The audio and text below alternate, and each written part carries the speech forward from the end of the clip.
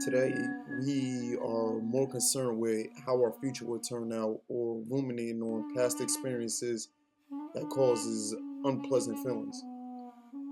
There are two particular emotions that emerge when it comes to these thought processes. When thinking about the future, it causes us to be anxious about who we are meant to become and the outcome of how we are perceived in the world.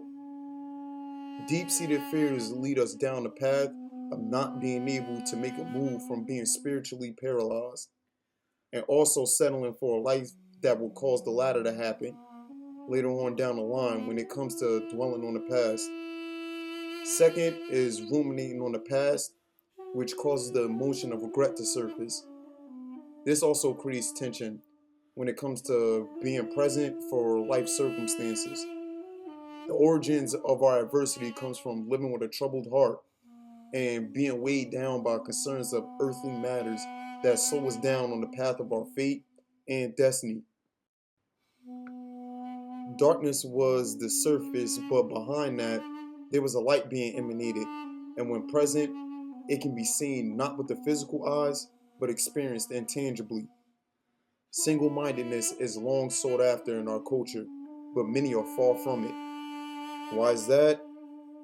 It wouldn't take long to see that our daily habits enslave us to not be present towards ourselves, but look at the lives of others, which cause the troubled heart to ruminate on life in a harmful way. The act of creation calls for attention to the present moment and faith and good hopes that what is lived today will be sufficient for tomorrow's blessing. We must return inward into ourselves to find the light of truth that will clear the darkness of falsehoods and lies we've been conditioned to believe since birth. That's the origin of our darkness, but the light can be presently found in us and live through us, which is the most important truth. It is more common to come across people that are void and filled with darkness than to come across people that are emanating light from the core of their being. There is a thick darkness covering us when it comes to our way of living, like a veil is being put over our eyes.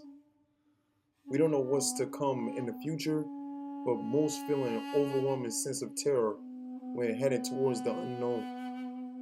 In the creation story, our home started out as a formless and chaotic place.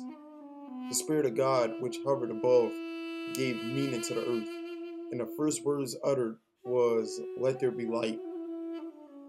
Life indeed is much better when lived in the light.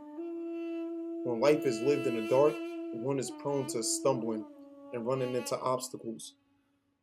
The light is a gift and was first an act of service by the Creator to creation itself. Also, darkness is a choice to those who would like to stay blinded to the truth.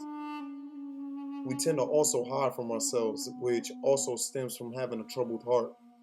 One is left between two choices for our soul, and that is doing what the body desires, which is a want that leads to death, or doing what the body requires, which leads to the life in the spirit.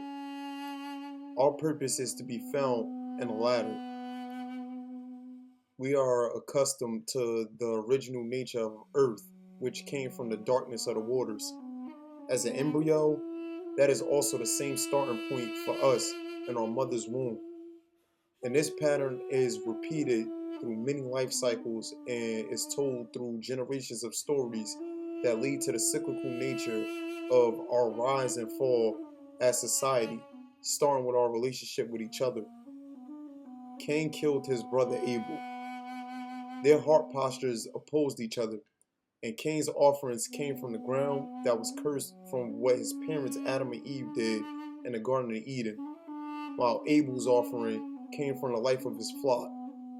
He was angry with his creator, and this caused him to have his face fallen, leading to him to murder his brother.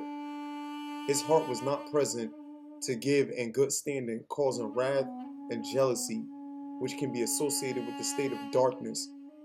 Today, we have been conditioned to see this theme time and time again, with us being so desensitized to it that it means absolutely nothing to us. if it doesn't affect our day-to-day lifestyle. The problems we are creating today are perpetuating the world we will be living in tomorrow.